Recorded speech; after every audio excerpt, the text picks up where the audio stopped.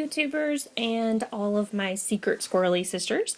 I'm back with another YouTube video, and this time I get to share with you my secret Squirrel Sisterhood Society swap box over at Jade Studio. I'll put her information down at the bottom. I was so excited to get to participate in this swap this month because she did one last month and I just drooled and oogled over everybody's boxes on YouTube. So when I saw that she posted a second round, I was so excited to get to participate in this one. So the theme for this month's box was 1920s vintage fab fashion, or fab vintage, or whatever, 1920s fashion, something like that. So this was a little challenging because I wasn't really sure about 1920s fashion or what that would entail. And then she added this this other additive to it, and we had to actually make a fashion accessory. So I was like, dude, what the heck? what kind of fashion accessory would I make? So I did finish my box because I'm leaving on Saturday for my wedding and honeymoon, and I'm so excited.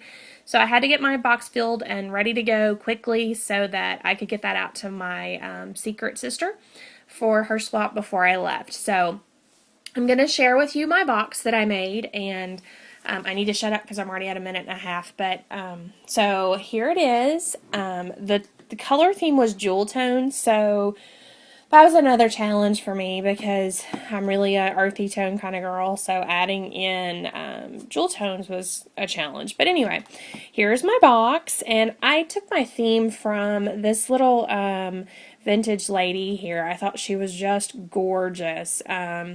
She's got the 1920s flip hairdo going on, and I thought she was really pretty, and I loved the colors in it. So I took my inspiration from her.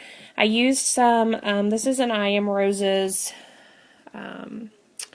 gardenia, and I just went over the edges of it with the burnt umber moonshadow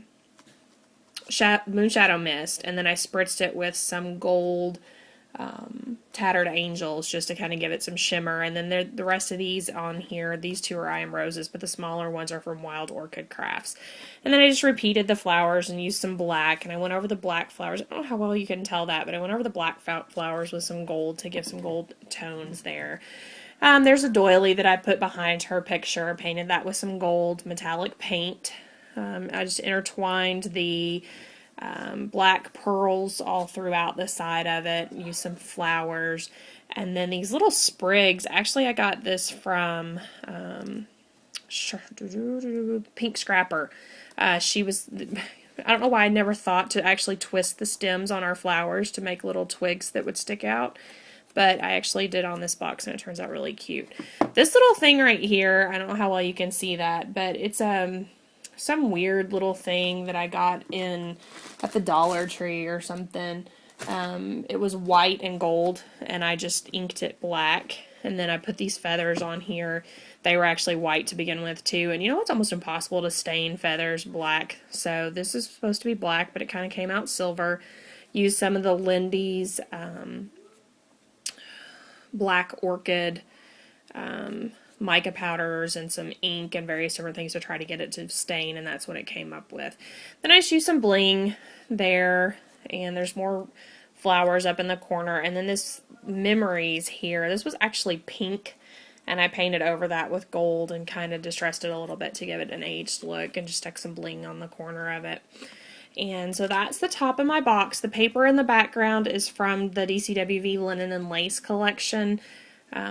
So that's where that came from. Just kind of ripped it on the edges. I painted the entire box with a combination of the Lindy's Black Orchid Silver mica powder mixed with a lot of water and just a little bit of black acrylic paint. So I don't know if it's going to pick that up on camera, but it is very shimmery, the entire box. And then I just kind of went around the edges of it with some of the Adirondack acrylic paint gold dauber just to kind of give it another jewel tone color. And then I just put some pom-pom trim in this cream color all the way around the box. So that's what you get. for the entire box. And then on the inside of my box, I don't know how well you can see that, I actually made a huge goof up. See, this is supposed to be the bottom of my box, but I kind of put my lid together upside down. So what was the bottom now became the top. So, well, oh well, we live with it, right? It's never a mistake, it's just art. And then I went for those memo, if you've seen those memo boards with the ribbons that you can tuck things into, that's kind of the look I was going for with this trim. And this trim is actually, was a pain to put on there because it's twisted trim with pearls twisted and intertwined into it. So when you cut it, it just wanted to fall apart. So it was a lot of gluing it to keep it together.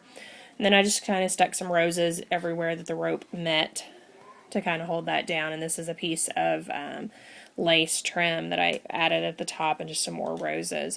And this is just the dress form die that I put in behind there. There's also a tag that I created to go behind there, but then, you know, I made my tag and realized that it was too thick to actually slide behind the trim, so it's just going to have to go in the box. And of course my desk is like a wreck and I can't put my hands on it at the moment. But this is my horrible attempt at a 1920s fashion accessory. Yeah. So whoever my partner is and gets this box, I'm really sorry. I hope the box and all the goodies that I put inside it make up for this horrible fashion accessory. I had this whole vision of this big feather head comb. Well, the comb is really, really cute. I can't take credit for this. I found it this way. It's got some bling in there and it's kind of vintagey looking. And then I glimmer misted the feathers and they were really long, so I cut them down and they're gold and yeah. So that is my partner's poor, horrible vintage 1920s accessory. And then I just covered the box, both the top and the bottom, with the gold fleur-de-lis paper from the Mariposa stack. So that's my box, ladies. For my partner's information, if you don't like these feathers on the front, I did not glue them in. They just kind of slide in. So if you want to keep them, you can glue them in. If you don't like them, you can just pull them out and you kind of get this effect without the feathers. So I wasn't 100% sure about them. I kind of like them. I kind of don't. So I left them so my partner could choose, or my secret squirrely sister could choose on her own. So that's my vintage 20s box swap over at the Secret Squirrel Sisterhood Society. And I look forward to hopefully getting into another round because this was so much fun. I can't wait to see my box and find out who my partner is, but that'll wait until I get back from the honeymoon and the wedding and all that fun stuff. So, thanks for watching, ladies, and I'll be back with videos. Hopefully, I've got my vintage purse swap box coming in soon. Hopefully, I'll have a video up on that when it comes in, but it'll probably be after the wedding. So, thanks for watching, guys, and I'll see you around later. Bye.